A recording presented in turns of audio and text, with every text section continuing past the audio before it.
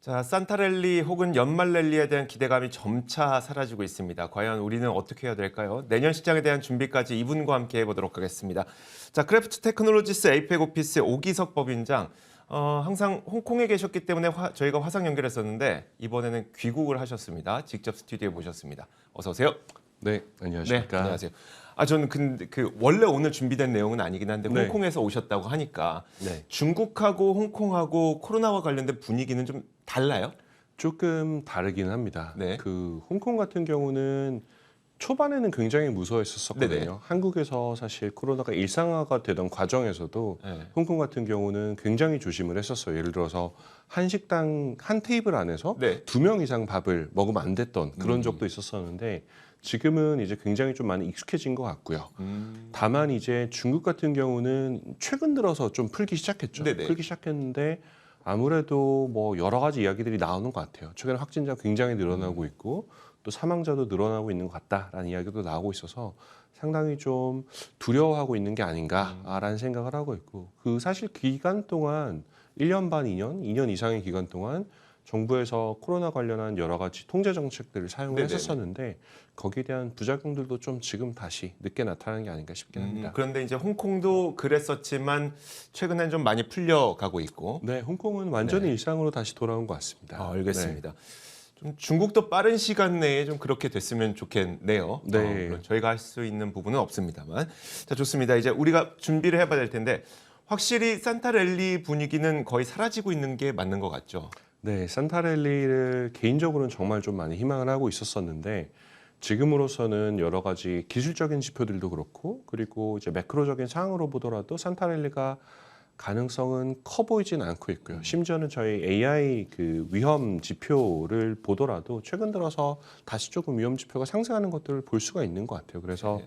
데이터를 바탕으로 봤을 때 이제 시장의 위험도가 조금은 상승하는 게 아닌가라는 생각을 하고 있고요. 다만 현재 나타나는 위험도가 올해 뭐 6월, 7월에 있었던 네. 급락장 수준은 전혀 아니고 다만 일부 조정 가능성 정도만 보고 있다라고 생각을 하고 있고 지난밤에 발표했던 지표 중에 하나가 미국의 뭐 신규 주택 네네. 착공 지수 같은 경우가 굉장히 좀 부정적으로 지금 나오고 있고 심지어는 조금 전에도 이제 다른 아나운서분께서 말씀하셨지만 미국 기업들의 구조조정 관련한 맞아요. 뉴스들이 좀 많이 나오는 것 같아요. 골드만삭스에도 4천 명 해고한다라는 얘기가 나오고 있고 또 한 신문 기사를 보니 3분의 1 정도의 미국 근로자가 해고를 걱정하고 있다. 결국 경기 침체가 이제 투자자들의 센티먼트에 들어오는 게 아닌가라는 생각이 들면서 산타랠리에 대한 기대감은 조금 이제 접어야 하는 게 아닌가라는 좀 안 좋은 뉴스를 좀 전해드려야 될 것 같습니다. 지금 화면에 나오고 있는데 그러면 우리는 올해는 그렇다 치고 내년에 우리가 좀 주목해 봐야 될 부분은 어떤 부분들이 있을까요?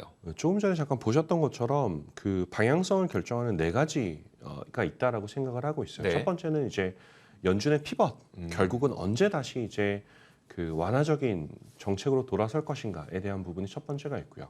두 번째는 인플레이션의 지속세인데 결국 그럼 과연 언제부터 본격적으로 물론 지금 꺾이고 있죠. 꺾이고 네네. 있지만 언제 4% 라인을 내려갈 수 있는가라는 것도 중요한 관전 포인트가 될 것 같고요.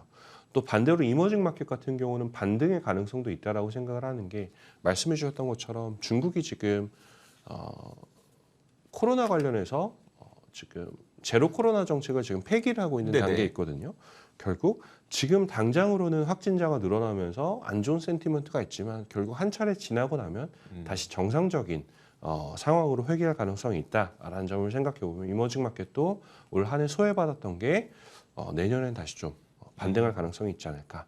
반대로 마지막으로는 좀 안 좋은 부분이긴 하지만 기업 실적의 둔화 우려 같은 부분 결국은 미국의 경우도 그렇지만 지금 주택 시장 그리고 고용 시장이 안 좋아진다라고 하면 그 가처분 소득이 줄어들면서 기업 소득이 악화될 수 있는 네네. 그런 이제 그 토양이 이제 쌓이게 되는데 그 부분이 얼마만큼 심각해질 수 있는지가 역시 4가지가 내년도에 좀 관전 포인트가 아닐까라는 생각을 해보고 있습니다. 그러니까요. 사실 많은 분들이 기대하고 있는 게 이머징 마켓의 반등, 그 중심에는 중국이 있을 거고. 네. 자, 중국이 반등하려면 사실 뭐 백신이라든지 이런 것도 맞아야 될 텐데 홍콩하고 중국하고 또 다시 중국 질문을 좀 다시 드리게 되는. 좋습니다. 워낙 현재에 계셨으니까. 네. 맞는 백신은 좀 다른가요? 같은가요? 맞는 백신은 조금 다릅니다. 중국 같은 경우는 중국 내에서 제약회사들이 만들었던 백신을 주로 네네. 접종을 맞았고요. 홍콩 같은 경우는 이제 뭐 네네. 화이자의 그 원래 이름이 이제 바이온텍을 이제 주로 맞아서 그 선택지는 좀 달랐던 것 같아요. 근데 지금 하나는 이제 홍콩에서 맞았던 건 한국에서 많이 이제 맞으셨던 mRNA 계열의 백신이었고 중국 같은 경우는 이제 뭐 사백신 같은 형태의 백신을 많이 맞았었는데 그 변이가 발생하는 과정에서 제가 뭐 전문가는 아니지만 네네네. 그 접했던 내용만 말씀드리면 여러 가지 변이가 많이 발생하는 과정에서 그 mRNA 계열은 그래도 대응력이 있었는데 이제 중국에서 제조했던 백신은 대응력이 좀 모자랐던 게 아닌가라는 그런 평가들도 있는 것 같아서 그러다 보니까 네. 독일 슐츠 총리가 중국을 방문해서 백신 주겠다 뭐 이런 내용을 했을 때 네. 그런 것들이 훨씬 더 시장에서는 반가운 뉴스로 받아들인 게 아닐까. 그랬을 수도 있을 것 같습니다. 알겠습니다. 자, 이제 또 준비를 해보면은 내년을 우리가 준비하는 과정에서 내년 증시, 그러니까 내년 초반에 증시의 움직임을 결정할 만한 키는 어떤 데 있을까요? 내년 초반에 증시를 결정할 만한 키는 이제 그 첫 번째로는 가장 큰 게 월 초에 나오는 그 지표 중에 하나 고용 지표가 사실 먼저 나오거든요. 네. 월 초에 고용 지표가 나오고 그 다음에 CPI가 나오는데 요 두 가지가 사실 방향성이 어떻게 되느냐에 따라서 이제 사실 1년 방향성이 결정될 가능성이 있다라고도 저는 개인적으로 생각을 해요. 이거는 뭐 제가 통계적으로 아직 뽑아낸 건 아니지만 경험적인 네네. 이걸 바탕으로 말씀드리면 1월 방향성 혹은 뭐 늦어도 2월까지 방향성 1년 내내 가는 경우들이 좀 많거든요. 사실 올해 같은 경우도 그랬었고요. 네. 1월부터 꺾기 시작하면서 계속 이제 내려왔었고 나머지 해를 보더라도 1월의 방향성이 뭐 왜냐면 그 커다란 자산 배분 전략을 그 유지하는 그 대형 기관들 같은 경우는 네네. 연초부터 사실 방향성이 이미 결정돼 있는 경우들이 대부분이에요. 그래서 그러다 보니까 연초부터 어떤 식으로 포지션을 잡느냐에 따라서 연말까지 가는 경우들이 있는데 그 지금 산타랠리에 대해서 좀 말씀을 드리면 12월 같은 경우 산타랠리가 좀 없을 가능성이 크긴 한데 네네. 없다라고 하더라도 그렇게 실망은 좀 하지 않으셔도 어떨까라는 말씀을 좀 드리고 싶은 게 결국은 산타랠리가 없다라는 거는 연말 밸류에이션이 좀 저렴하게 네. 마무리한다는 이야기거든요. 이제 그렇기 때문에 산타랠리가 없는 경우에 지금 차트를 보시면 없는 경우에 훨씬 다우존스 지수 같은 경우는 훨씬 더 성과가 좋았었어요. 예를 들어서 이제 12월 마지막 2주간 좀 약세가 나왔던 이제 구간을 그 보면 이제 그 12월 다시 말씀드릴게요. 12월 마지막 2주 동안 네네. 그 시장이 랠리했던 산타랠리가 있었던 경우 그 다음 해의 평균 수익률 한 7.3% 네. 정도가 나오고 오히려 12월 마지막 2주 동안 산타랠리가 없었던 경우는 그 다음에 1년 수익률이 11.9%가 나와서 거의 한 3% 이상 차이가 좀 나고 있거든요. 그래서 산타랠리가 없다라고 하더라도 내년도 시장 자체가 안 좋다라는 이야기는 아니니까 그래도 조금은 희망을 계속 가지셨으면 좋겠습니다. 네, 알겠습니다. 만약에 내년 시장에 대해서 희망을 가진다면 우리는 과연 어떤 ETF로 좀 대응을 해야 될 것인지 그 부분은 어떨까요? 네, 제가 한 4가지 정도 투자 아이디어를 좀 준비를 해 봤는데요. 지금 보면은 그 내년도 이제 주요 이제 아이디어가 되는 게 제가 봤을 때는 경기 침체는 피할 수 없는 것 같아요. 네. 지금 상황에서는 피하기에는 너무 이제 매크로 환경이 뚜렷하게 경기 침체에 대한 시그널을 보이고 있기 때문에 저희가 그럼 경기 침체가 발생할 가능성을 놓고 어떻게 대응할 것인가를 논의해야 될 것 같고요. 두 번째는 고금리도 마찬가지입니다. 고금리가 뭐 연준에서는 2024년까지 고금리를 유지해야 된다.